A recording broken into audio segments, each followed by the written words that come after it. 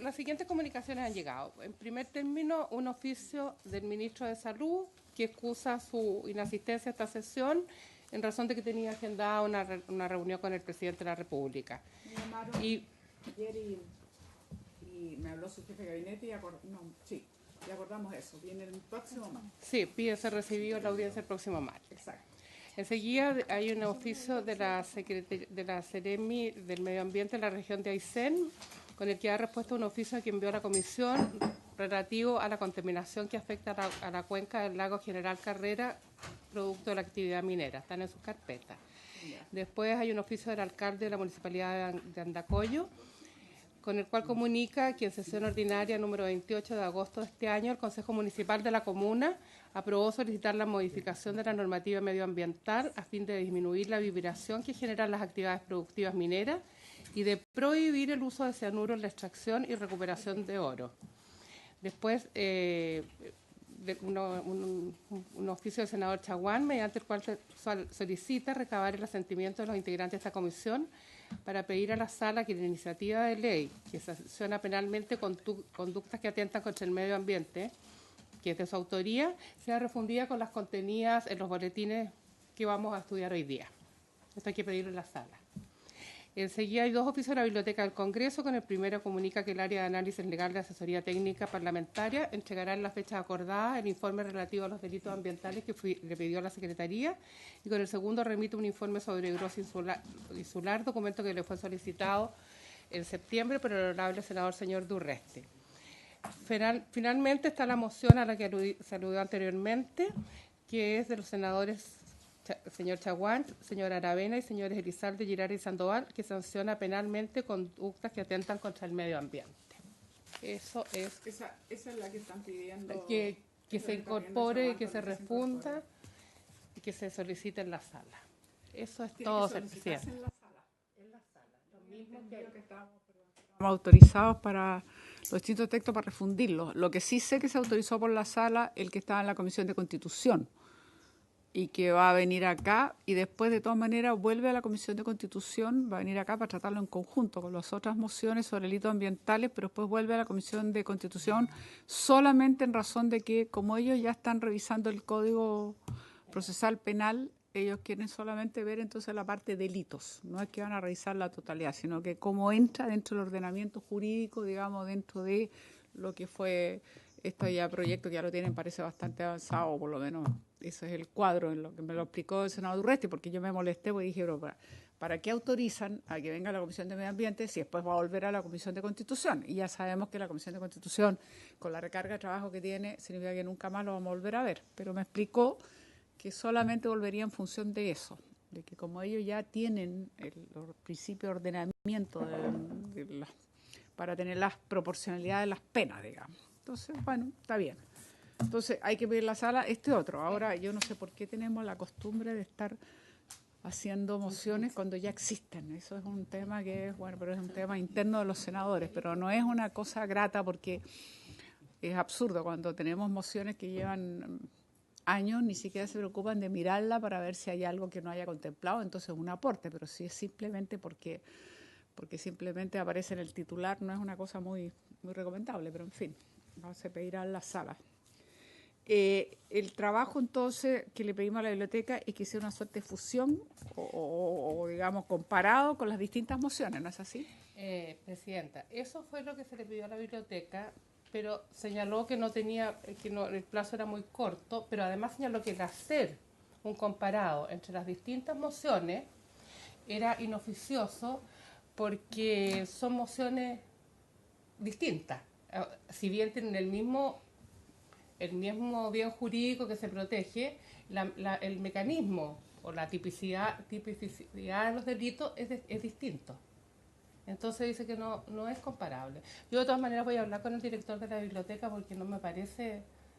O sea, yo creo que sí se puede hacer, sin importa que sean distintos los tipos que establecen, pero sí nos viene bien que hagan una suerte de comparado donde hagan un mínimo de resumen de decir el objetivo que se y cuáles son las cosas que son iguales, exacto. Así que yo creo que vamos a tener que insistir, se le da más plazo, pero insistir Sí, para que lo hagan, sí, porque eso ya. nos va a facilitar la lectura, porque a esta altura, ¿cuántas mociones estamos hablando? Como 5. Yo no veo qué otra manera podemos abordar 5 mociones diferentes si no tenemos un comparado o un estudio que nos ayude.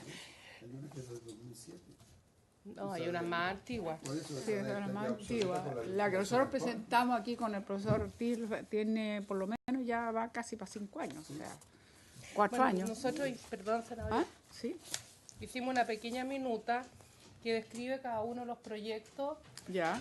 y las principales diferencias, pero no sé si eso lo quieren ver después o que yo le... Bueno, eso lo vamos a ver después. Lo que yo propongo ahora, ya que está presente y hizo el favor de venir, y eso que apenas le... A ver, voy a retroceder en el siguiente sentido. Como esta sesión, como esta estaba prevista que iba a venir el ministro de Salud hasta ayer en la tarde, se comunicaron conmigo, en fin, después de almuerzo. Entonces nosotros teníamos previsto dedicarle esta sesión exclusivamente al tema Quintero Puchuncaví con salud, que es un tema mayor, por supuesto. Dado a que me avisaron y personalmente se preocupó entonces a través de su jefe de gabinete, el ministro, avisar que no podría concurrir, eso nada razonable, se lo tenía citado el presidente de la República, obviamente que la tabla entonces se mantenía con puntos 2 y 3, por decirlo así, que tiene que ver con delito ambiental y tiene que ver con humedales, indicaciones que han llegado, en fin, de los humedales urbanos. Entonces, lo que yo propongo es lo siguiente.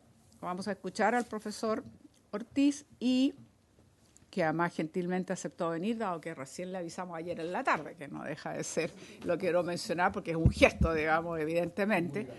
Y claramente me importa mucho que sea él quien exponga, porque como yo siempre dije cuando presenté el proyecto, había sido trabajado, él es el profesor, digamos, que se hizo cargo del trabajo académico, digamos, de la presentación de este proyecto. Entonces vamos a escuchar al profesor Ortiz y después lo que podemos hacer es hacer una cierta revisión de la minuta, donde podemos ver los otros proyectos que se han presentado como un inicio para tener una idea hasta un cierto punto, y después deberíamos seguir con el punto 3 que tenía que ver con los humedales. ¿Les parece? Muy bien. Entonces le entregamos la palabra al profesor Ortiz. Muchas gracias, señora presidenta. Agradezco nuevamente la invitación efectuada por la Comisión de Medio Ambiente del Senado para poder conversar en un tema que, claro, hoy día se vuelve particularmente contingente, pero mi primera invitación va a ser precisamente a sacarlo un poquito de la contingencia, porque como bien se ha señalado, esta es una problemática que desde hace años, efectivamente, el Senado de la República lo tiene como una tarea pendiente y que cobra relevancia conforme a los acontecimientos recientes. La exposición que voy a hacer, voy a tratar de ser breve y quiero tratar 3 materias. La primera probablemente una justificación de por qué esta regulación se hace imprescindible. La segunda tiene que ver con presentar algunas características generales del boletín 8920-07. Y la tercera parte tiene que ver con presentar algunos análisis comparativos brevemente respecto de los otros boletines que efectivamente se han presentado tanto anteriormente como en forma posterior al boletín 8920-07. Desde ahí, y de manera evidentemente muy respetuosa, creo que sí es factible, efectuando alguna revisión acuciosa de todos estos boletines, el poder entrelazarlos a través de algunos elementos comunes que tal vez permitan una discusión respecto de aspectos específicos que permita avanzar en la discusión legislativa. ¿Ya? A ver, ¿por qué se hace necesaria esta regulación? Insisto, quiero sacar la problemática de la contingencia actual, no porque no sea relevante, lo es particularmente, pero porque probablemente la situación que hoy estamos viviendo tiene que ver efectivamente o va a demostrar la pobreza de nuestra legislación actual para hacerse cargo de problemáticas medioambientales desde el punto de vista del derecho penal. La cuestión penal ambiental en Chile surge como fruto de la reforma procesal penal, ¿ya? Antiguamente los antiguos juzgados del crimen no veían estas problemáticas. Uno, porque el medio ambiente probablemente no tenía un valor relevante en nuestra comunidad jurídica, en nuestra comunidad, digamos, país. Y en segundo lugar, porque no estaban efectivamente los medios para desarrollar investigaciones. La reforma procesal penal permite especializar a los fiscales, especializar a las policías, aparece una brigada de delitos medioambientales, y yo lo que les quiero plantear es que desde que nace la reforma procesal penal en Chile hasta la fecha, se han incrementado permanentemente tanto las investigaciones penales en esta materia, como de alguna manera los recursos estatales destinados a este fin. Ahora, acá hay que hacer un análisis también de efectividad, y esto es el primer elemento que yo quiero poner sobre la mesa en cuanto a la necesidad de regular. Cuando uno va a las cifras y analiza efectivamente las estadísticas y dice, bueno, ¿cómo terminan estas investigaciones que año a año son mayores? Y cada año también se refieren a cuestiones que afectan a más personas. Si uno mira las cifras iniciales, los delitos vinculados al medio ambiente en las primeras épocas estaban muy vinculados al tema del maltrato animal. O sea, sigue siendo incluso un ingreso importante. Pero hoy día, cuando uno va a analizar efectivamente las denuncias que existen en la materia, se encuentra con una cuestión distinta. La actividad industrial está tomando mayor nivel de protagonismo, y cuando uno analiza las investigaciones que se están llevando a cabo, tienen una característica común: afectan a una comunidad. O sea, el delito ambiental, como el bien jurídico colectivo, efectivamente tiene esa característica. No afecta a un solo individuo, afecta a una comunidad total, en un país que ha cambiado y que ha cambiado sus prioridades también en materia de preservación del medio ambiente. Y acá viene el primer déficit que tenemos hoy día, y por eso es necesario, a juicio de este profesor, establecer una regulación. Porque cuando empezamos a analizar cómo terminan estas investigaciones, terminan generalmente a través de decisiones de la Fiscalía de no perseverar adelante, de archivar la investigación, y en el mejor de los casos de lograr alguna clase de salida alternativa. ¿Qué genera esto? Genera en primer término un desgaste de recursos importantes del Estado, en investigaciones que son latas, 2 años en promedio, donde se hacen cuantiosos informes periciales. La Videma tiene una unidad especializada en esta materia, la CRIM tiene peritos ecólogos especializados que concurren, van a todas partes de Chile, ellos están concentrados en Santiago. Entonces, imagínense ustedes que cada peritaje implica que el funcionario se desplace muchos kilómetros, va a tomar muestras, hace un análisis de 6 meses, eso se incorpora a la investigación, puede indicar que hay contaminación, que no la hay, pero al final el fiscal se encuentra amarrado de mano, porque efectivamente puede encontrar que hay contaminación, puede encontrar que hay una actitud negligente de una persona indeterminada, pero no tiene un tipo penal al que echar mano. Y esa es la realidad, no tiene un tipo penal al que echar mano en situaciones en las cuales puede acreditar la existencia de una situación que nos pudiese parecer grave o relevante desde el punto de vista de la problemática penal. Y la segunda problemática, también mirando la perspectiva del imputado, es que usted tiene una persona o varias personas, generalmente ejecutivos de alguna compañía, que están sometidas a 2 años a una investigación que nadie sabe cómo va a terminar. Uno sabe que empieza, pero no sabe cómo va a terminar. ¿De qué va a depender? Del criterio del fiscal de turno, del fiscal efectivamente puede o no ser más conocedor también de la problemática de la regulación extrapenal que aplica en la materia. Es una situación absolutamente de incertidumbre también respecto al justiciable. Entonces, si uno mira los dos objetivos del derecho penal, digamos, tradicionalmente, por una parte, tutelar bienes jurídicos, y en segundo lugar, dar algún nivel de certidumbre y certeza a quienes es objeto de persecución criminal, hoy día ninguno de esos dos objetivos se cumplen.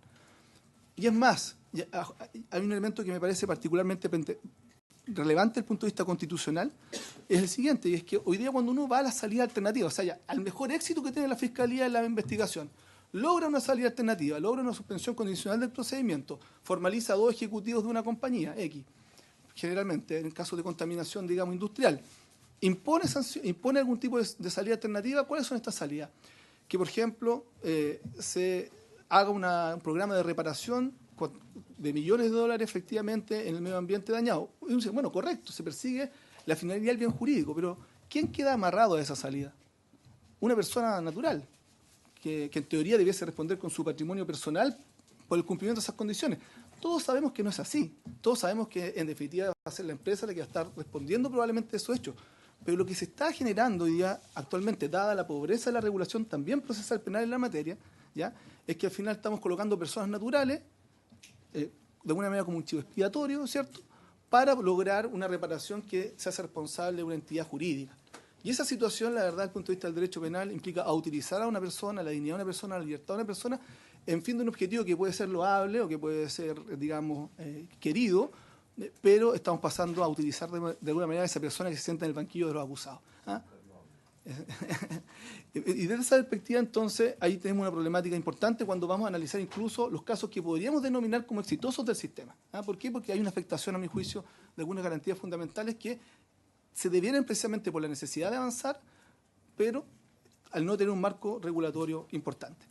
En todo este escenario tenemos que agregar 3 factores más. ¿ya? Que a mi juicio hacen imprescindible la regulación, insisto, sacando el tema de la contingencia. En primer lugar, ¿qué tipos penales tenemos en Chile? Tenemos tipos penales de antigua data. Tradicionalmente, por ejemplo, se utiliza el artículo 291 del Código Penal, que es un delito que está pensado y regulado para tutelar la salud animal o vegetal. Fíjese usted que el tipo penal ni siquiera establece como una protección inmediata de la salud pública. ¿Ah? Y ahí, ese es nuestro principal elemento que hoy día utilizamos para la imputación de esta materia. Y en segundo lugar, un tipo penal que exige dolo, lo que también dificulta de alguna manera la imputación a las situaciones que generalmente se pueden presentar en materia penal ambiental y que pueden tener mayor nivel de repercusión. Cuando salimos del Código Penal y salimos de los delitos antiguos, nos vamos a delitos nuevos, ¿ya? Establecidos, nuevos entre comillas, digamos, ¿no? Pero establecidos en leyes especiales. Lo más utilizado, el 136 de la Ley General de Pesca y Acuicultura. Hay una tremenda discusión, y hay por ahí un proyecto de ley también que trata de resolverla, si ese tipo penal, por la mala redacción que tiene, puede ser aplicada o no a situaciones negligentes. Es un tipo penal que tiene por finalidad, digamos, proteger los recursos hidrobiológicos particularmente, y nuevamente nos encontramos con un tipo penal mal redactado, que ha generado fallos, digamos, contradictorios de la propia Corte de Apelaciones de Valparaíso en los derrames vinculados a la bahía de Quintero, los derrames de hidrocarburos, situación que quedó impune efectivamente por esta mala construcción del tipo penal. Y en segundo lugar, tiene una aplicación muy restrictiva respecto de un tipo de recurso protegido, solo el recurso hidrobiológico, ¿ya? O sea, no estamos hablando de una afectación del medio marino en su conjunto, estamos hablando de la afectación de las especies, digamos, hidrobiológicas que prestan servicio al hombre. Nuevamente, una digamos, posibilidad de imputación muy, muy restrictiva. Y en tercer lugar, y quiero hacer mención también a este último tipo penal, porque es de lo último que se ha regulado y entrado en vigencia en nuestro país, que es el artículo 44 de la Ley de Responsabilidad Extendida del Productor, un delito sobre la manutención de sustancias y residuos peligrosos en nuestro país, pero la verdad también hay algunos déficits de la técnica legislativa que lo hacen de difícil aplicación. Ya hay una discusión sobre cómo debe interpretarse adecuadamente este tipo penal, y en particular también una discusión sobre el agravante. Entonces, en este escenario normativo, además, debemos agregar la falta total de jurisprudencia y de doctrina. Si uno hace un análisis, no hay ningún libro en la materia y no hay fallos relevantes. Ese conjunto de elementos, a juicio de este profesor, hacen necesario e imprescindible una regulación en la materia, tanto para tutelar adecuadamente el bien jurídico, ¿cierto?, como para asegurar que las personas que sean sometidas a estos procedimientos tengan un escenario y un marco justo, claro y definido que les permita tomar decisiones adecuadamente. Si hoy día, por ejemplo, una entidad, una persona jurídica o una persona natural quisiera decir, quiero adecuar mi conducta previamente para evitar que mi actividad pudiese cometer alguna situación que pueda ser sancionada penalmente desde el punto de vista medioambiental, no tiene un marco de conducta claro. Diferente es el caso en que esa misma entidad dice, quiero adecuar mi conducta para efectos de evitar una sanción administrativa. Tiene su resolución de calificación ambiental, tiene normas de emisión, o sea, tiene un marco jurídico conocido. Eso es lo que no existe efectivamente en materia penal y genera estos dos fenómenos que yo ya he mencionado. Yendo al boletín 8920, ¿qué características generales valdría la pena, digamos, señalar? Y aquí voy haciendo inmediatamente el nexo con otros boletines, ¿ya? Es un proyecto que tiene por finalidad sancionar algunas conductas que atentan contra el medio ambiente, ¿ya? Y cuando digo algunas me refiero a un principio de antiguo del derecho penal, ¿cierto?, que es el principio de que efectivamente el derecho penal sanciona aquellas conductas más gravosas respecto de aquellos bienes que son comunes en un determinado estado. Desde esa perspectiva, lo que intenta hacer el proyecto es sancionar situaciones de grave afectación del medio ambiente o la salud de las personas, ya como un bien jurídico mediato. Si uno revisa, y aquí permítanme la cita, los boletines 5654-12, 9367-12, 11.482-07, que es uno que refunde el boletín anterior que acabo de mencionar, y un boletín antiguo, el 4256-12, todos estos boletines parten de la misma idea. O sea, el fundamento, la idea del legislador en esta materia es intentar seleccionar algunas conductas atentatorias contra el medio ambiente a todas las tildas de grave afectación, para efectos de poder establecer una distinción entre el derecho penal y el derecho administrativo sancionatorio. Entonces, digamos, si uno hace este análisis, se percata inmediatamente que probablemente en este conjunto de boletines, un aspecto que uno tal vez tendría que debatir, es qué vamos a entender por grave, y es un primer elemento, cuáles son los criterios que vamos a tener en consideración para entender cuándo estamos presentes en una afectación grave, y en esto hay experiencia internacional que uno puede echar mano, hay directivas europeas en la materia, hay regulaciones en España que también se hacen cargo efectivamente de criterios de gravedad En el derecho interno, desgraciadamente, no está esa posibilidad, pero incluso uno podría echar mano a la jurisprudencia en materia de daño ambiental, que también exige que el daño sea significativo. Entonces, hay ciertos elementos que yo creo que uno puede tomar para efectos de consensuar cuándo vamos a entender que existe gravedad en la afectación. Evidentemente que hay una diferencia en los boletines, en cómo entienden el concepto de gravedad, digamos, pero eso no implica que aquí hay un punto común respecto al cual uno podría acordar. Y un segundo elemento también que diferencia estos proyectos es quién establece cuándo la afectación es grave. El proyecto de ley del Boletín 8920 le da esa potestad al legislador, con la idea de generar un criterio único para todo el país, que sea aplicable efectivamente para determinar cuándo estamos presentes de un grave daño ambiental. Otros boletines, en cambio, por ejemplo el 5654, se diferencian en esta materia, y lo que hacen es que le da entrega esta definición a un reglamento. Y ahí hay otro elemento que es importante para la discusión. Uno puede podemos ponernos de acuerdo en qué vamos a entender por grave daño ambiental. Podría ser el primer paso de la discusión. Pero el segundo paso va a ser, bueno, ¿quién va a tener la potestad de definirlo? ¿Va a ser el Parlamento o va a ser el Ejecutivo a través de su potestad reglamentaria? A juicio de este profesor, el primer elemento, la primera posibilidad debe ser, la correcta a juicio de esta parte, por cuanto se establece un mayor nivel de certeza jurídica en la regulación, y en segundo lugar se evitan problemáticas de discusión de ley penal en blanco. Si usted, a juicio de esta parte, usted entrega al reglamento la definición de un elemento tan consustancial al tipo penal como la gravedad del daño, yo estoy viendo efectivamente la alegación de las defensas diciendo que hay una infracción a la ley penal en blanco y varios requerimientos de inaplicabilidad probablemente plausibles en esa materia.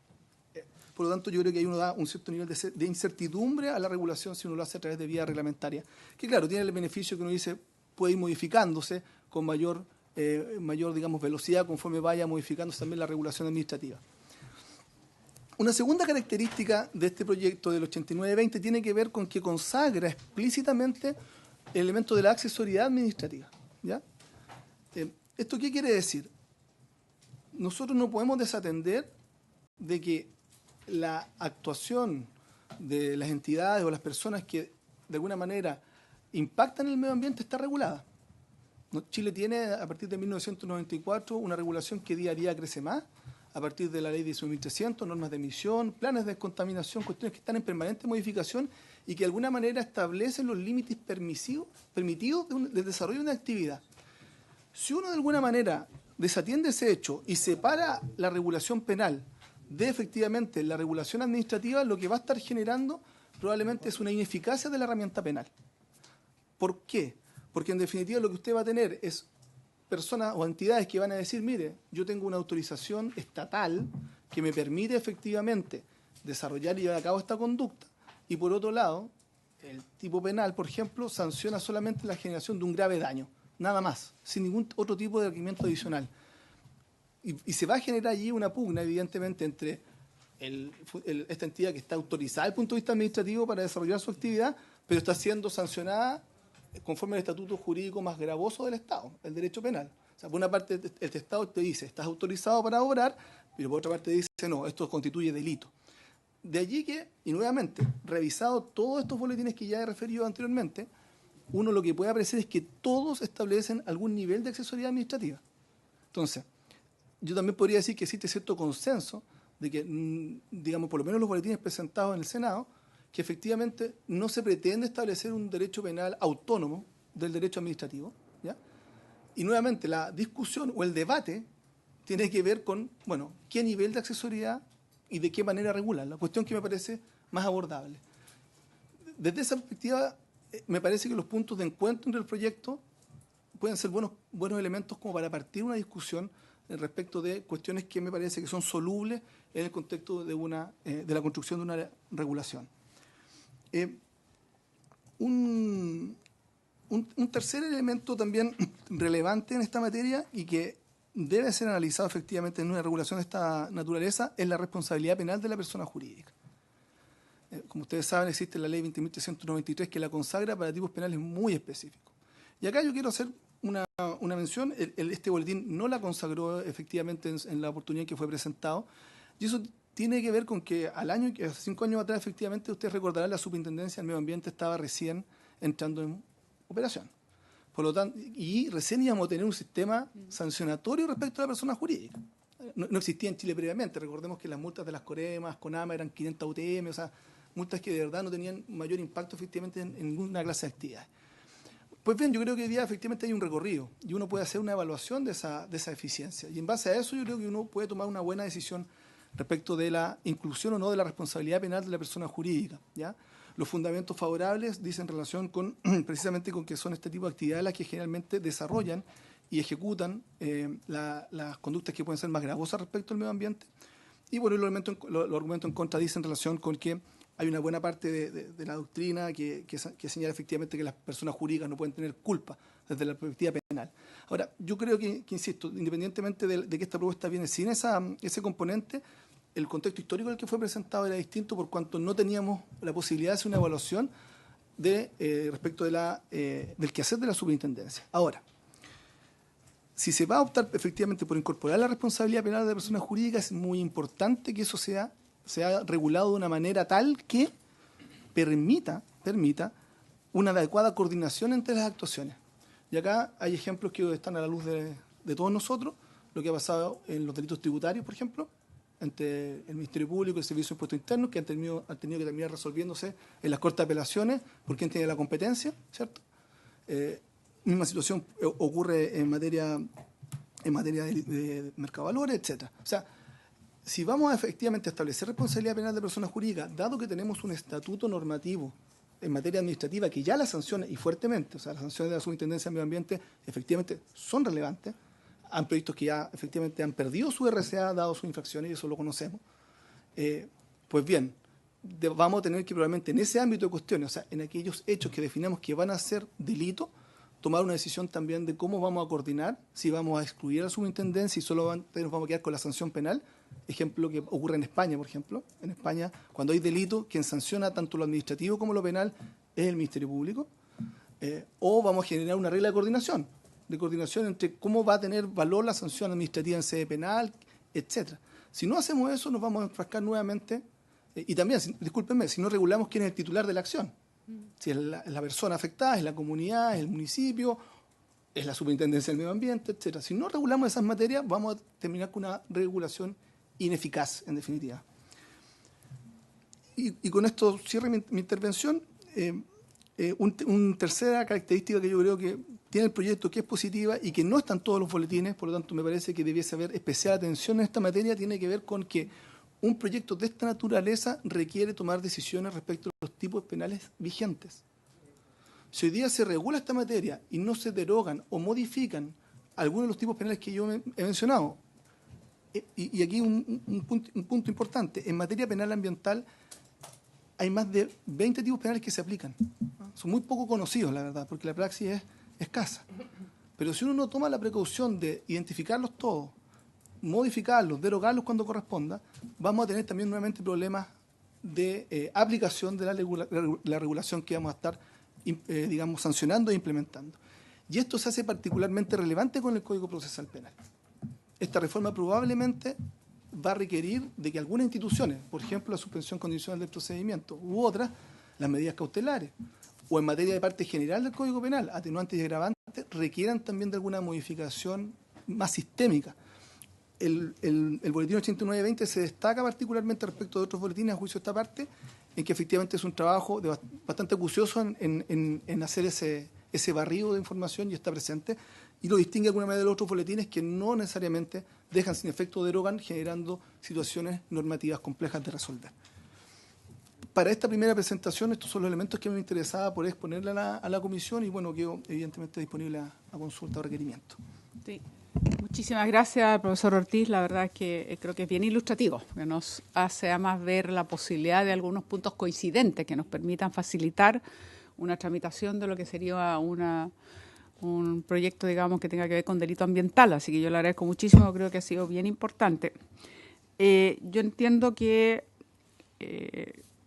ha hecho una muy buena presentación en estos términos. Yo también coincido, bueno, fue, como les dije, quien apoyó la moción que presentara hace ya casi 5 años y efectivamente se hizo un ejercicio bastante sistémico de mirar el conjunto de delito y tratar de ver cuáles realmente podían ser los vigentes, etcétera. Pero más allá de eso, hay algo que yo le quiero preguntar que a mí me... A ver, nosotros recibimos la semana pasada al superintendente de Medio Ambiente. Yo creo que hay plena coincidencia en esta comisión y creo que quedó más que esclarecido, digamos, con la intervención del superintendente, la precariedad con que trabaja, y a pesar de eso es increíble la cantidad de fiscalizaciones que tienen que realizar. Cuando digo precariedad, no solo me refiero al presupuesto y al número de fiscalizadores. En el caso de la región de Valparaíso completa 3. Era lo que había, por lo menos hasta antes de esta crisis, pero realmente 3.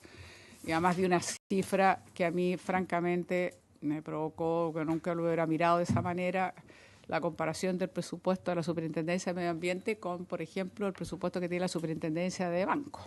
O sea, realmente una cosa insólita, lo que demuestra un poco dónde están puestos los valores de este país, porque pareciera que la salud humana está muy por debajo en relación al interés que tenemos de fiscalizar bancos, una cosa bastante sorprendente. Pero más allá de eso, hay un tema que me preocupa, que es lo siguiente. Él señaló con mucha claridad, y así es como se legisló en la superintendencia, él solo puede fiscalizar y posteriormente, por supuesto, un proceso sancionatorio con todas las reglas del debido proceso, que por lo que explicó es muy largo. O sea, por ejemplo, eventualmente esta causa que tiene contra ENAP puede durar más de 2 años, digamos, tranquilamente por todos los procesos que vienen, digamos, en la defensa. Pero más allá de eso, solo puede fiscalizar aquellas actividades, llamémoslo así, industriales, de este orden, que tuvieron calificación ambiental.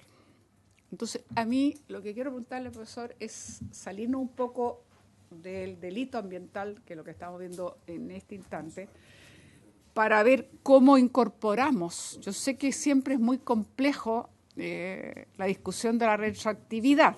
Vengo de una comisión que está viendo la imprescriptibilidad de los delitos, es una comisión unida entre Constitución e Infancia, y el tremendo tema es la imprescriptibilidad, salvo el caso de los derechos humanos, bueno, porque hay tratados internacionales, pero en el caso, digamos, de los delitos sexuales hacia menores, no habiendo, digamos, ese marco mayor, es todo un problema que presentan, por supuesto, profesores constitucionalistas y, en fin, una discusión tremenda, porque uno quiere que, obviamente, el camino de la señal clara, es decir, la imprescriptibilidad, y punto. Pero reconozcamos que es complejo. Entonces, lo que yo quiero decir, ¿qué caminos puede tener uno, del punto de vista nuestro, para que empresas, que es el caso específico, no se refería a la coyuntura, pero inevitablemente yo le tengo que decir, nosotros tenemos algunas de las empresas en esta zona de sacrificio que tienen más de 50 años y que obviamente no contaban con ninguna calificación de resolución, ninguna RCA. Entonces, la pregunta es, ¿qué se hace? ¿Cómo se puede incorporar sin que uno caiga en la inconstitucionalidad, evidentemente? Pero tampoco no hacerlo es criminal. Esa es la cosa, exactamente eso. Lo que estoy diciendo lo digo con absoluta conciencia de lo que estoy diciendo, porque parte de las sospechas, porque voy a decir de sospechas, porque hasta ahora, después de casi 6 semanas, no hemos tenido una autoridad que a mí me diga, mire, las empresas 1, 2, 3 y 4 y 5 de las 16 que existen son las responsables de esto y esto. Puede ser gases, puede ser dióxido de azufre, puede ser... Eso todavía no se logra. Pero lo que uno dice, bueno, pero en el intertanto no es posible para nosotros que siga entonces permaneciendo empresas que en su momento, por supuesto, se instalaron sin que hubiese calificación de ambiental porque no existía la legislación y que puedan seguir operando entonces con normativas que están muy por debajo de lo que hoy día son las que ya tenemos, que de por sí son en algunos casos bastante inferiores a lo que son los estándares internacionales o lo que exige la propia OMS. Entonces, pregunta para usted, profesor, ¿cómo sería abordable esto? Y me anticipo en el siguiente sentido, porque algunas de estas mismas han seguido generando nuevos proyectos o expansiones. Ahí sí se tienen que someter a una resolución, entonces ahí sí entra. pero entra la parte, comilla, nueva, o la expansión, en fin, pero no entraría teóricamente en lo que ya tienen. Entonces la pregunta en esos casos todavía es más como más obvio, pero decir, bueno, pero si va a expandirse, pero sobre la base de algo que ya tiene, ¿cómo no podemos abordar lo que ya hizo o contemplar en la exigencia de la nueva, por lo menos lo que ya hizo? Yo creo que este tema se lo planteo porque creo que es un tema que no podemos soslayar y esta Comisión de Medio Ambiente va a tener que buscar, y yo estoy convencida y decidida, y ojalá sea un acuerdo unánime de esta comisión, estoy convencida y decidida de que nosotros tenemos que abocarnos a esto, porque lamentablemente nuestra legislación medioambiental llegó en el año 94 con la ley de base, y por lo tanto todo lo anterior hasta el año 94 no existía ninguna regulación. Y por lo tanto creo que si no nos movemos en el sentido de buscar una salida, por supuesto con toda la legitimidad, digamos, de nuestro marco constitucional, si no buscamos una salida, vamos a seguir manteniendo industrias que operan en estas condiciones. Y naturalmente el alegato es decir, bueno, pero si a mí nadie en su momento me exigió, no existía, a mí no me pueden exigir ahora. Que yo creo que es una muy mala respuesta, entre paréntesis, porque eso a mí también me vuelve a poner en cuestionamiento el que existan actividades o respuestas que simplemente priorizan la actividad productiva por encima de la salud, porque la gente sabe de sobra que hoy día hay normativa que no resistirían lo que están haciendo. Entonces lo saben, pero como la ley los ampara en el sentido que no hubo en su momento esa exigencia y por lo tanto es como inexistente, es algo que yo creo que esta comisión no puede sino abordarlo. Entonces quiero ir un poquito más allá para ampliar el tema del delito ambiental, de cómo nosotros logramos buscar una manera para incluir que pueda ser sometida a fiscalizaciones, actividades industriales que en su momento no tuvieron resolución. Perdón, antes de su respuesta, le voy a ofrecer la palabra a los senadores en esta línea porque creo que así podemos enriquecer las dudas y las preguntas para que después usted nos conteste, profesor. Senador. Gracias, presidenta, y por su intermedio saludamos al profesor Ortiz con una muy contundente exposición respecto del tema que nos está convocando, de las falencias que tienen probablemente algunas mociones. Y lo otro, presidenta, yo en la dirección que usted plantea, todo nuestro respaldo. Yo creo que aquí hay que involucrarse absolutamente en estos hechos. Hay evidentemente una suerte como de marco de impunidad, ¿verdad?, de hechos que se cometen o daños que se producen con respecto al tema del medio ambiente. Y que la gente siente, en definitiva, que o la sanción o la multa son insignificantes respecto a los daños que se hace, o que muchas veces los efectos no deseados de muchas actividades se transforman en dolores de cabezas para las comunidades, y sienten estas que están en una profunda indefensión de cómo llevar adelante.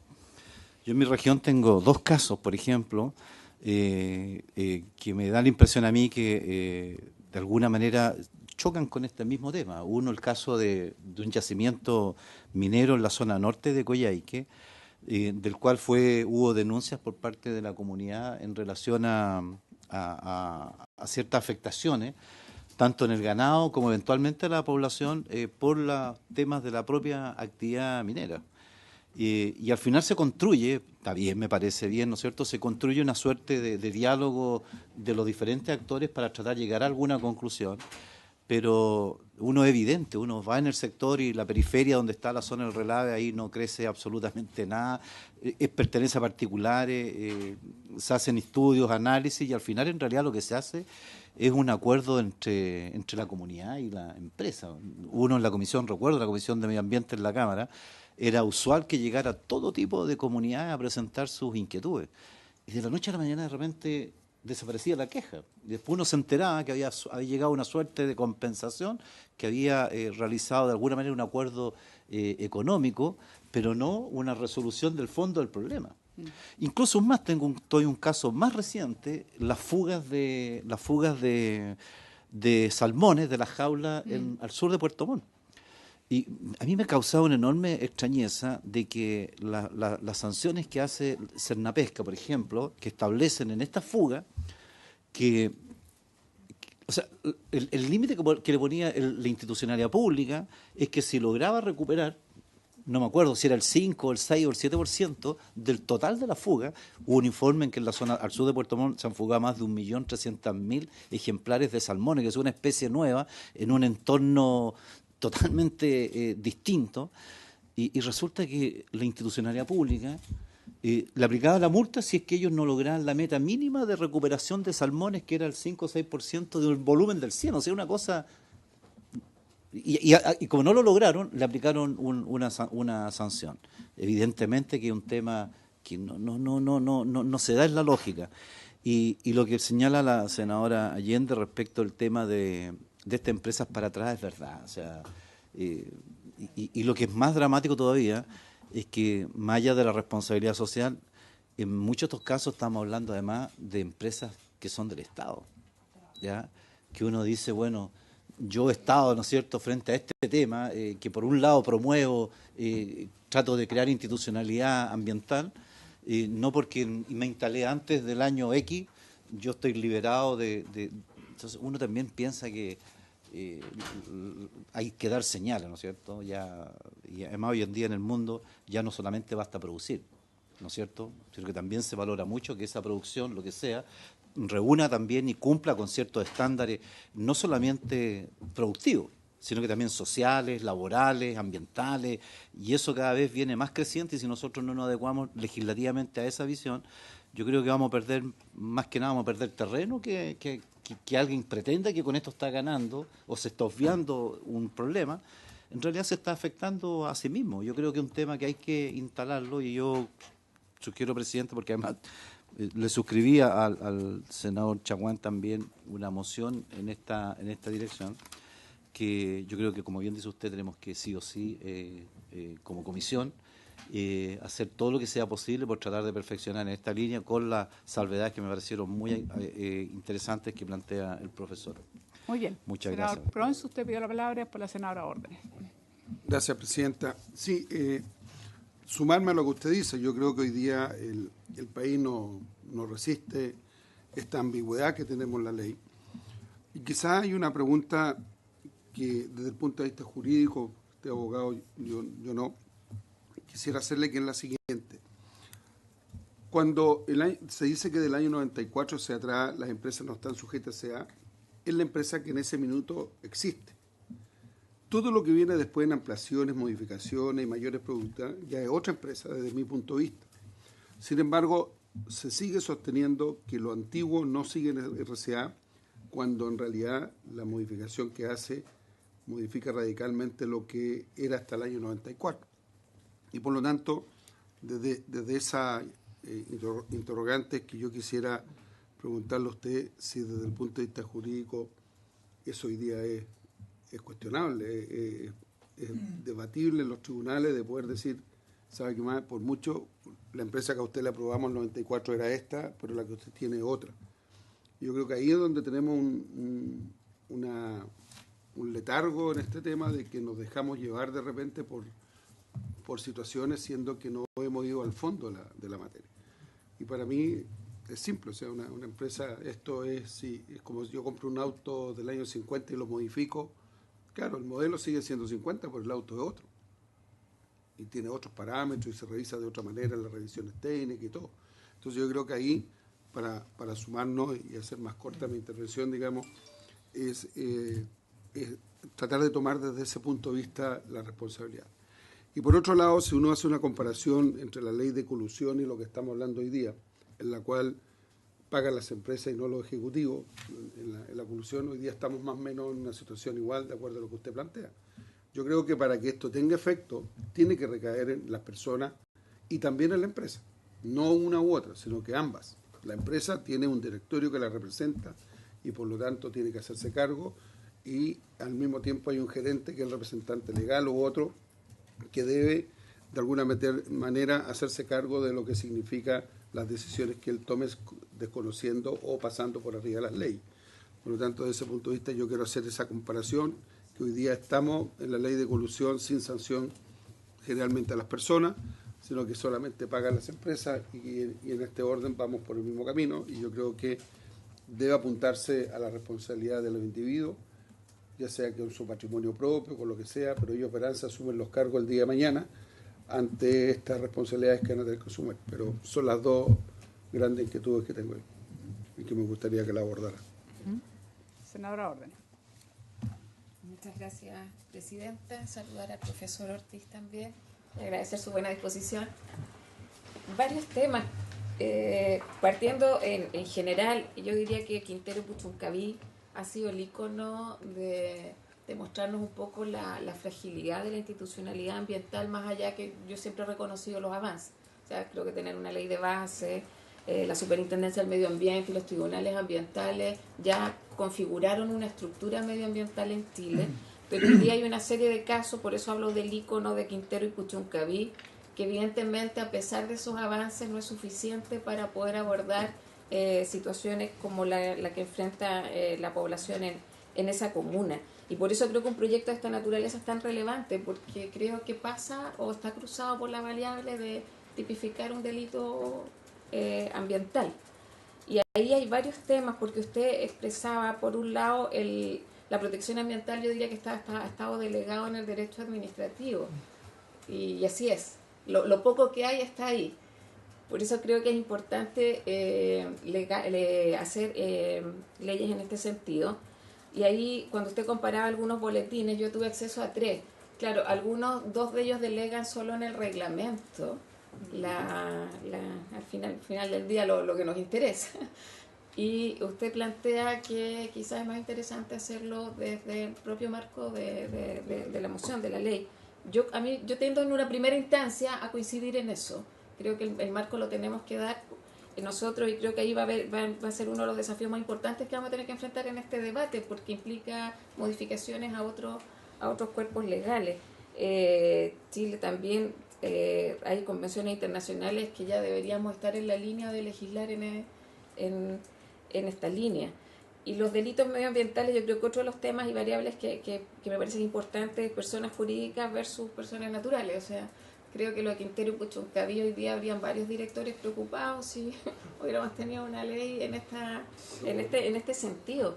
Y creo que también nos desafía al tema que mencionaba el senador Proens, el tema de cómo las empresas que se instalaron antes de la ley de base tengan resoluciones de calificación ambiental. Porque a mí algo que me ha llamado la atención mucho con Quintero y Puchuncaví, con una realidad que conocí mucho más desde esta instancia, es que nos contamos cuentos, yo lo dije en la comisión anterior. O sea, cuando el monitoreo lo hacían las empresas, cuando las normas de emisión y normas de calidad no se ajustan ni siquiera a los estándares internacionales.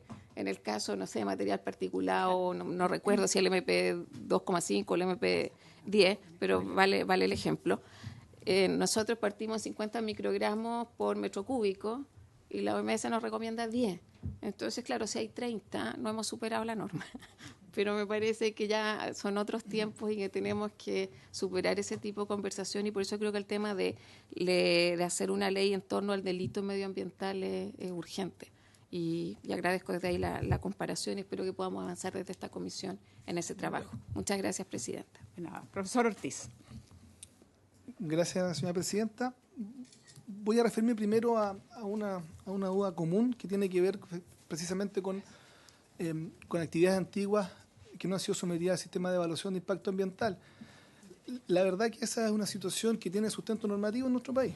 O sea, en primer término, hubo una decisión legislativa del año 1994 cuando se crea la ley 19.300 de adoptar esa decisión. Ahora, yo creo que uno tiene que ser justo, digamos, con el legislador, en el sentido de que el hombre siempre tiene un contexto que lo acompaña. En ese momento, pensemos, el país estaba recién iniciando un proceso de regulación a una actividad industrial, probablemente el concepto y la idea de no tampoco disminuir particularmente el desarrollo, la industrialización, era un elemento o una variable tal vez muy relevante sobre la mesa.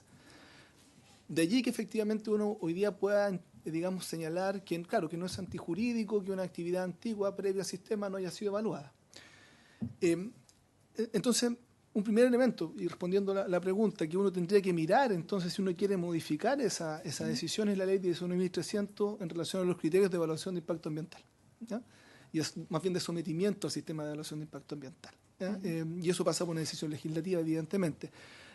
¿Esto cómo se ha abordado a lo largo de los años, cierto? A través precisamente del concepto de modificación. Y cuando una entidad quiere desarrollar una modificación, tiene que intentar persuadir a la autoridad administrativa de que esa modificación no es relevante, no genera grandes impactos, para poder mantener su actividad fuera efectivamente de la evaluación del sistema de impacto ambiental. Si eso no se logra, tiene que evaluarse conforme a las reglas generales. Pero efectivamente, o sea, el ordenamiento jurídico, existente en nuestro país, permite esa situación. Bajo ciertas condiciones, pero lo permite. En segundo lugar, también, respecto a la fiscalización, ya que hay un fallo interesante de la tercera sala de la Corte Suprema de alrededor de 6 meses, fue como enero o febrero, que precisamente se hace cargo de este segundo elemento que se ve hoy día como deficitario, ¿no? Que es que cuando se dicta la ley 20.417, que es la que crea la Subintendencia de Medio Ambiente y modifica la institucionalidad ambiental en nuestro país, la definición del legislador fue darle competencia a la Subintendencia del Medio Ambiente solo respecto de los instrumentos de gestión ambiental, o sea, resoluciones de calificación ambiental, verificación de cumplimientos de normas de emisión, normas de calidad, planes, programas. Pero no le otorga la potestad a la Superintendencia de Medio Ambiente, por ejemplo, para fiscalizar cualquier situación que afecte, por poner un ejemplo, que genere grave daño a los componentes ambientales o genere grave riesgo a la salud de las personas. Esos elementos fueron considerados al final como criterios para agravar la sanción, para calificar la infracción. La existencia de riesgo a la salud de las personas califica como grave la infracción. La existencia de un daño ambiental irreparable califica la infracción como gravísima. Pero esos elementos no fueron considerados para otorgarle competencia a la Superintendencia del Medio Ambiente. Entonces, este fallo que estoy haciendo mención de la Corte Suprema, lo que le dice en definitiva a la Superintendencia es que tomando noticia de una situación que genera estos efectos, tiene que fiscalizar igual. Podrá no sancionar, porque efectivamente no tiene la competencia, pero tiene que a lo menos fiscalizar y entregar un informe de fiscalización y bueno, veremos a quién después remitimos esos antecedentes para los fines pertinentes. ¿Ya? Nuevamente, la misma respuesta, o sea, esa situación actual y esa precariedad a la que habla el subintendente tiene que ver con que la regulación con la que él cuenta efectivamente y la determinación de competencia está referida solo a las herramientas de gestión ambiental y no efectivamente a hechos o situaciones que generen determinados efectos. Y ahora desde la perspectiva penal, la verdad creo que es de donde, dado que no está regulado, es donde es más fácil tal vez resolver la problemática, porque en materia penal hay una categoría básica de la tipicidad que tiene que ver con la antijuridicidad de la conducta. Nadie puede ser sancionado penalmente con una pena privativa de libertad o al menos con la amenaza de una, en cuanto su conducta no tenga un reproche desde el punto de vista jurídico. Pero esa categoría es amplia. Esa categoría no necesariamente se integra solo por la resolución de calificación ambiental. ¿A dónde voy con esto? En la medida que otra actividad o cualquier otra conducta que se desarrolle no tenga resolución de calificación ambiental, pero de todas maneras sea contraria al ordenamiento jurídico, puede ser reprochada penalmente igual. Desde esa perspectiva, la RCA o la normativa nueva, de emisiones, no es un requisito sine qua non para que exista responsabilidad penal. ¿Ah? ¿Por qué? Porque tenemos una categoría previa, básica del derecho penal, que es mucho más amplia. ¿Ah? Que incorpora, si hay RCA, la va a incorporar en el análisis, pero si no hay RCA, no va a ser necesario o imprescindible esa revisión. Adicionalmente a eso, en materia de cuasi delito, generalmente en el ámbito de la actividad industrial o empresarial, la sanción penal pasa precisamente por imputaciones a título de negligencia. Es difícil pensar en hipótesis dolosas, donde efectivamente hay una voluntad directa y positiva, ¿cierto?, de generar tanto la infracción como sus efectos. Lo cierto es que la negligencia también no solo se construye a partir de la infracción reglamentaria, ¿ya? En materia penal se indica también que incluso uno cumpliendo toda la normativa que a uno lo asiste, si uno ve y visualiza o puede precaver claramente que su conducta autorizada va a generar efectos gravosos en la comunidad que uno digamos posea a los alrededores de su actividad, eso también puede dar lugar a responsabilidad penal a título de negligencia. ¿Ah? Entonces, de alguna manera creo que el derecho penal, a través de categorías generales, ofrece soluciones efectivamente a la ausencia de resolución de calificación ambiental, etc. Aquí hay otra problemática que tiene que ver con los efectos de situaciones de larga data y de muchos agentes. ¿Ah? Pero eso ya es una problemática que efectivamente probablemente escapa particularmente a las posibilidades de predicción por parte del legislador. Respecto de las consultas de la senadora órdenes. Yo lo que quiero comentar respecto al grave daño es que existe experiencia comparada. O sea, el ejercicio que uno quiera desarrollar en materia de cómo conceptualizar y definir el grave daño está avanzado en otros países. Por lo tanto, es algo que uno puede mirar y uno puede echar mano para efectos de avanzar en esta discusión. Yo he citado directivas de la Unión Europea, la legislación española particularmente, avanzan en esta materia, independientemente incluso de donde uno deje radicada la decisión de cómo definir el grave daño. Y en último término, la última consulta referente a la responsabilidad de personas jurídicas, personas naturales, yo lo que podría decir es que hoy día nosotros tenemos un sistema que sanciona a la persona jurídica con la restricción que ya hemos mencionado, que exista un instrumento de gestión ambiental que le sea aplicable. Ahí tenemos un primer elemento. Si uno mira la responsabilidad penal de la persona jurídica en términos concretos, reales, no es más que un sistema de responsabilidad sancionador de carácter administrativo igual. O sea, si uno incluso ve los catálogos de sanciones de la ley 20.393 y va al catálogo de sanciones de la ley 20.417, son básicamente los mismos. Pérdida de la RCA, en otro caso es la clausura de establecimiento, multa, en cuantía distinta, pero multa al fin y al cabo. ¿Qué quiero decir con esto? Muchas veces la definición de darle responsabilidad penal a la persona jurídica es una cuestión más bien simbólica, que una cuestión que va a traer una diferencia, por lo menos en el estatuto normativo que tenemos hoy día en Chile. ¿Por qué? Porque las sanciones que tiene la Superintendencia de Medio Ambiente, con la restricción que sí acabo de hacer, que es un elemento que evidentemente se puede revisar, son más o menos las mismas que el estatuto de la ley 20.393. ¿Cuál es la diferencia? Recuerde lo siguiente, que el estatuto de la ley 20.393 plantea una eximente de responsabilidad penal para los eventos de que uno tenga un sistema de gestión y prevención del delito. Por lo tanto, si uno establece responsabilidad penal de la persona jurídica para los delitos ambientales y en ese sentido toma ciertas infracciones administrativas que están hoy día radicadas solamente en la superintendencia y las pasa a materia penal, va a aplicar también esa eximente. Por lo tanto, las empresas van a poder eximirse en la medida que tengan este programa de prevención. Eso no está hoy día en la ley de responsabilidad penal de la persona, perdón, en la ley de 20.417 que crea la superintendencia. Y ese es un elemento yo creo que hay que sopesar efectivamente, porque muchas veces uno por tal vez pretender dar una señal simbólica de que ahora es responsabilidad penal, en definitiva termina aplicando un estatuto que puede ser más beneficioso. Y en último término, respecto a la persona natural, es donde está el déficit, evidentemente. Hoy día, el señor también lo señalaba muy bien, una persona que puede adoptar una decisión o puede tal vez no desarrollar su actividad conforme a estándares básicos reglamentarios o estándares mínimos de procedimiento interno al interior de la compañía respecto del cuidado que debe tener en cuanto a su entorno, la verdad no tiene una inminente sanción penal que le pueda ser aplicada. Espero haber respondido las consultas formuladas. Sí, yo discúlpeme, tengo alguna duda en el siguiente sentido. Si estoy entendiendo bien esta inquietud que yo tengo, que me parece que deberíamos avanzar como país, digamos, en buscar la manera de fiscalizar a aquellas que no tuvieron en su momento la resolución. Usted dice que el tipo penal ayudaría, digamos, al no estar contemplado, eso sería posible. Ese es el camino que yo le entendí que usted ve como más viable. Es el camino que no requiere modificar ningún cuerpo legal existente. ¿Por qué? Porque estamos creando algo desde cero y en la medida que definamos la antijuricidad de la conducta en los términos generales del derecho penal, sin mayor especificación, no habría inconveniente. Cualquier otro mecanismo, que puede ser también importante, requiere de modificación de los cuerpos legales que he señalado.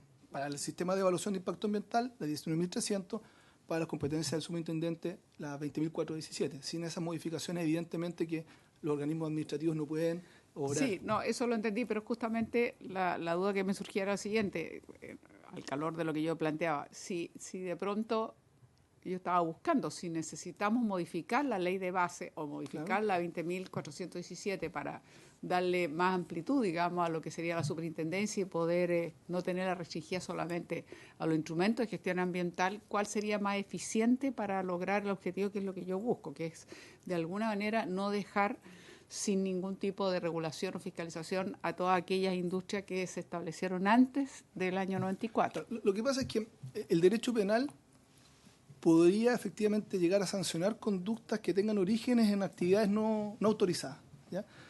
Y en ese sentido, como he señalado, puede ser un mecanismo más rápido, pero la problemática que tiene el derecho penal también, senadora, es que se va a aplicar respecto a conductas muy específicas.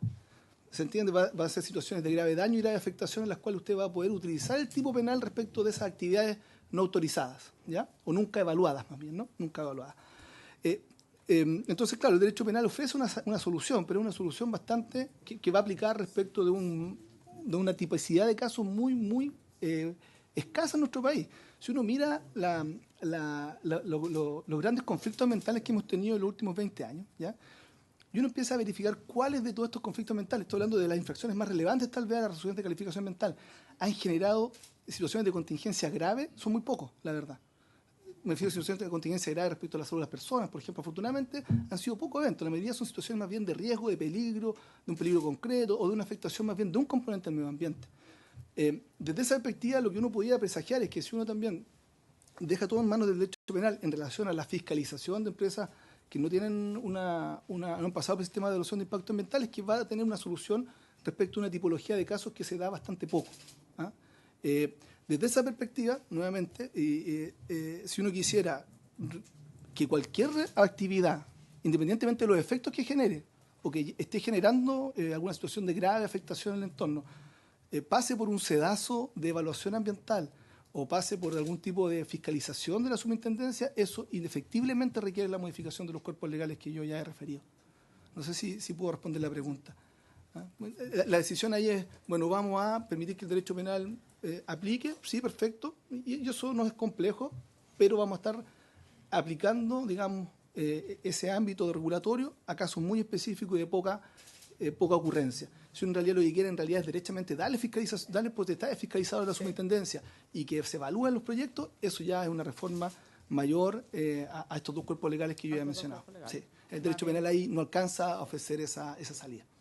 Ya, creo que con eso nos deja claro y es una interrogante legítima, digamos, pero yo creo que nosotros como comisión tenemos que seguir explorando cuál es el camino más idóneo para buscar efectivamente salida, porque no solo es lo que está en este instante en la coyuntura que todos estábamos mirando y que es muy dramática, sino que también ha habido otros reportajes que señalan daños que recién ahora puede percibirse, pero que probablemente fueron caso Enami, digamos, justamente en Ventana, que fueron ocasionados probablemente por la exposición de muchos años atrás y que recién ahora la Fiscalía, que ha procedido incluso a la exhumación de algunos cuerpos, en fin, buscando poder detectar qué es lo que pudo haber ocasionado, digamos, en esos casos esas muertes. Entonces, cada uno se pregunta qué instrumentos puede uno tener a la mano que permita decir para que no siga ocurriendo esto. Sí, eso es lo que me interesa. Que también en esta materia, a ver, saliendo del ámbito exclusivo de actividades no reguladas, porque la actividad no evaluada ambientalmente puede haber generado efectos o no, digamos, ¿no? Y ahí el interés más bien es tener un control efectivo, ¿cierto? Y reglas claras respecto a ese tipo de actividades. Pero si vamos a la cuestión de los daños cumulativos, la verdad eso puede ser objeto de una regulación especial, digamos, o particular.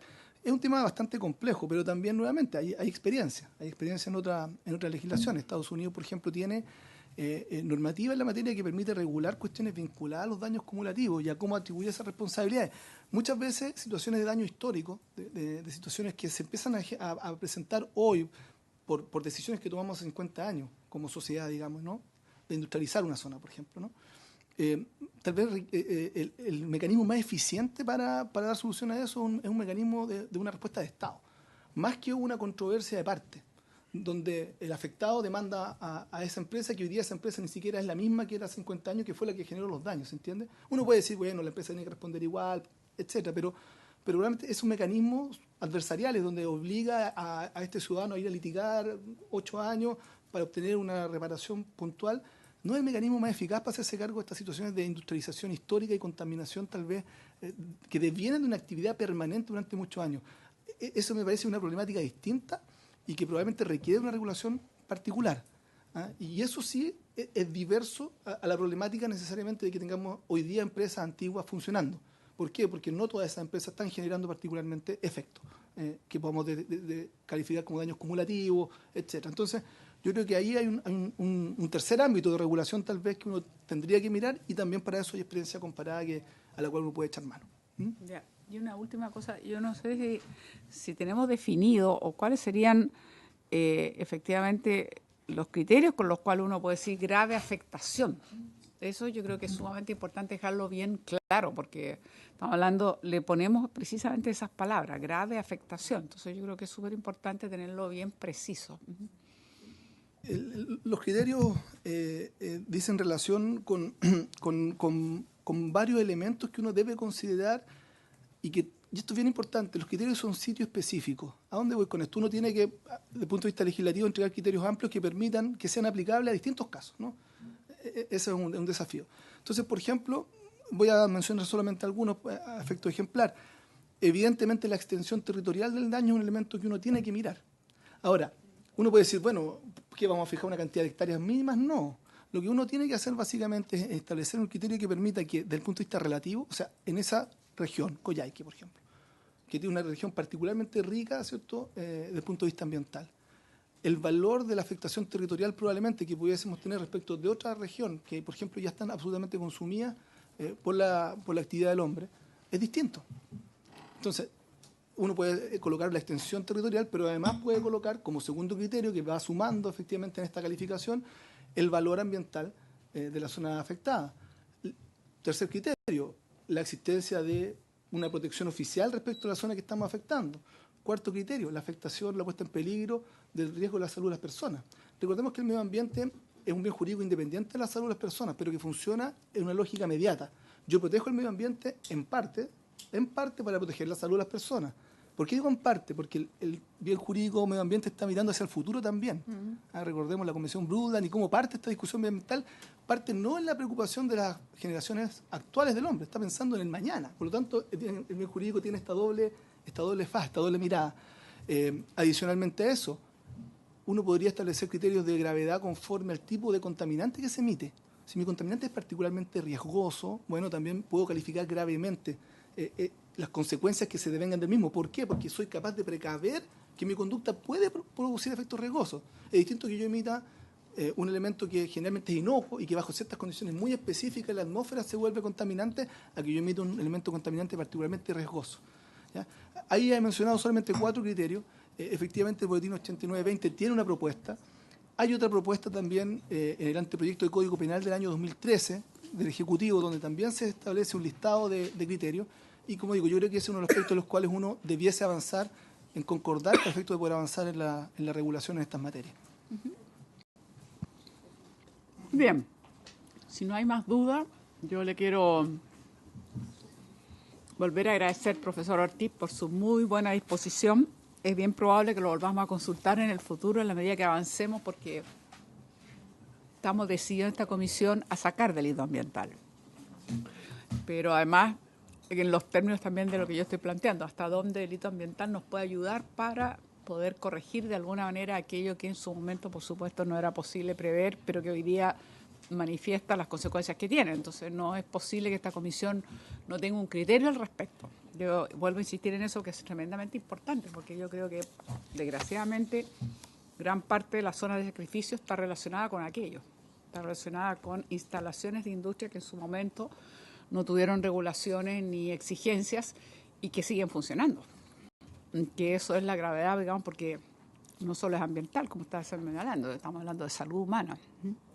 Así que bueno, yo le quiero agradecer, profesor Ortiz, yo creo que nos ha dado buenas herramientas y vamos a tener que trabajar bien para ver cómo hacemos una buena fusión sacando lo que realmente aporten, pero que en definitiva tengamos una ley de delito ambiental. Nosotros consideramos que esta es una inquietud que usted me apoyó hace 5 años atrás y ha sido un poco una voz en el vacío, porque no hemos logrado, digamos, sacar adelante, que es un poco frustrante.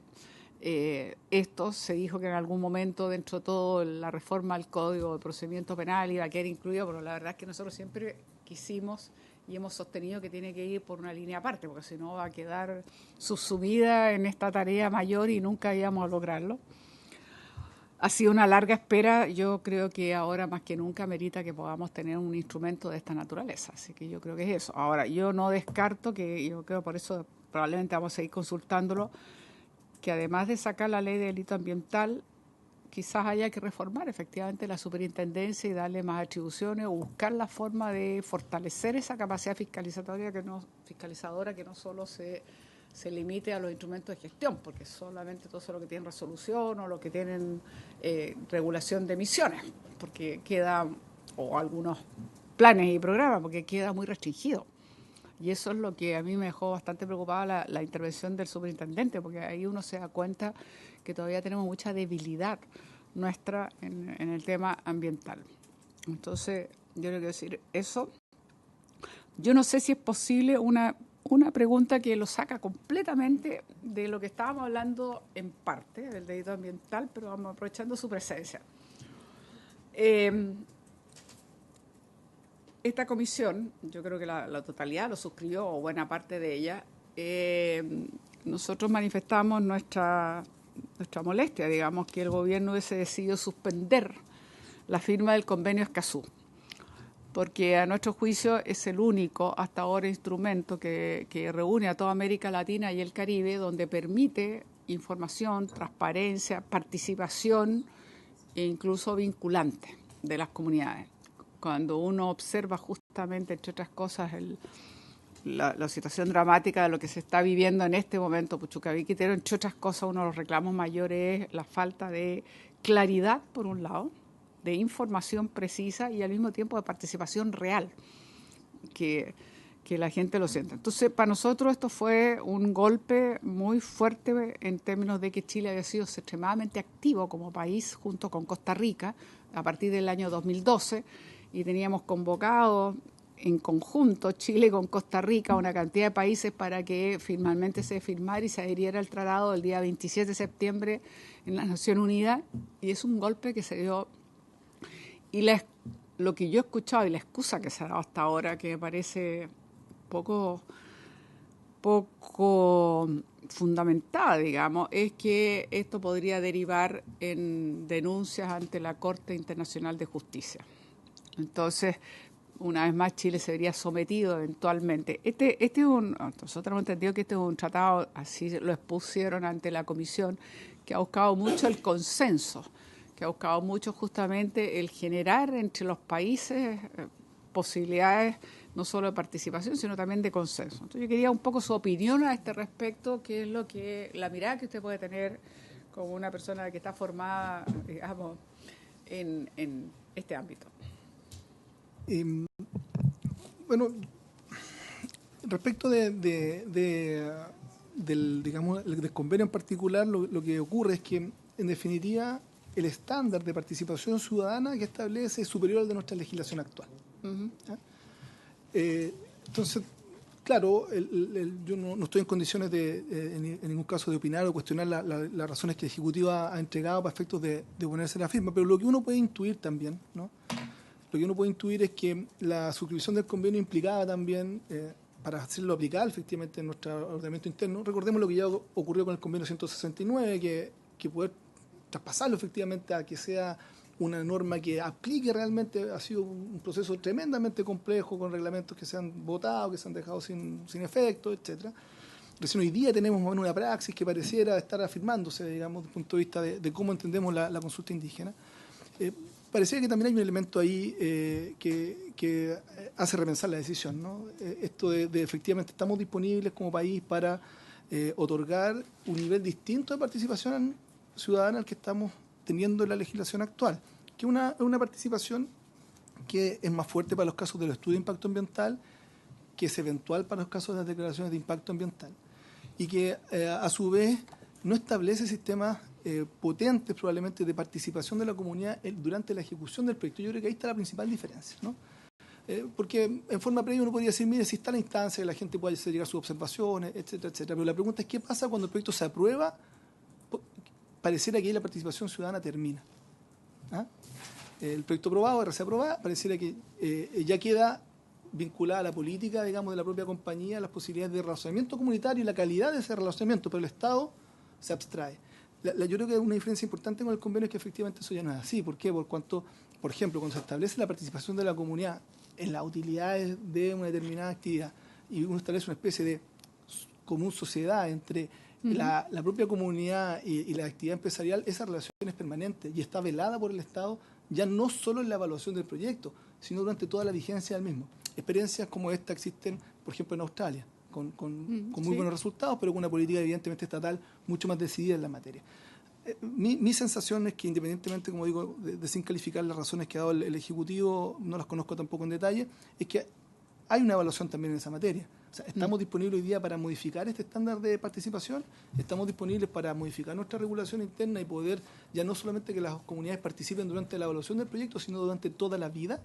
¿Qué nivel de injerencia les vamos a dar? Yo creo que esas preguntas probablemente de manera justifica, o sea, las respuestas que se dan a esas preguntas son las que justifican en parte también esta determinación. Muchas gracias, profesor. Disculpe si lo saqué del tema a lo cual lo habíamos invitado, pero obviamente nos interesaba mucho su opinión. Sí. Así que le agradecemos en nombre de la comisión. Muchas gracias.